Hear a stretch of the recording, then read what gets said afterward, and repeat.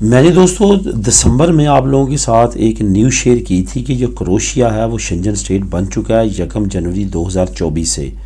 हालांकि रोमानिया और बल्गारिया इससे पहले यूरोपीय यूनियन के मेंबर बने और उसके बाद उन्होंने अपनी तमाम जो रूल रेगुलेशन थे वो यूरोपीय यूनियन की रिक्वायरमेंट के मुताबिक किए और शेंजन स्टेट बनने के लिए एप्लीकेशंस दी, लेकिन बार बार रिजेक्ट हो रही हैं। अभी तक वो शेंजन स्टेट नहीं बने। लेकिन क्रोएशिया ऐसा मुल्क है जिसने अपनी लिमिट को पूरा करते हुए बहुत कम अरसे में वो शेंजन स्टेट बन चुका है।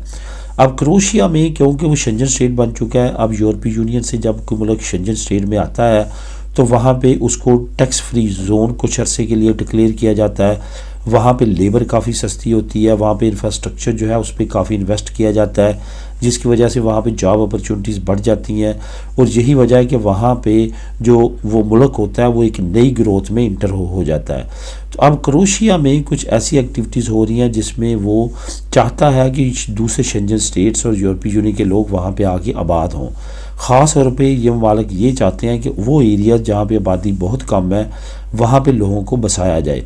इसी तरह जो पहले स्कीमें इटली ने निकाली, स्पेन ने निकाली, फ्रांस ने निकाली, 1 यूरो का हाउस, अब क्रोएशिया की तरफ से एक हैरानकुन ऐलान किया गया कि 13 सेंट का आप हाउस बाई कर सकते हैं। और ये ऐसे एरियाज़ में है जो कि बीचेस के करीब है, बीचेस के करीब जो छोटे छोटे गांव हैं क्रोएशिया के, जहाँ की आबादी इतनी ज़्यादा नहीं है लेकिन आने वाले वक्त में वो बहुत ज़्यादा डेवलप हो सकते हैं। वहाँ पे ये अनाउंसमेंट की गई है। अगर आप भी इंटरेस्टेड हैं तो लाजमी तौर पे इस स्कीम से फ़ायदा उठा सकते हैं। ये 13 सेंट का हाउस जो है वो क्रोएशिया ने भी अनाउंस कर दिया है।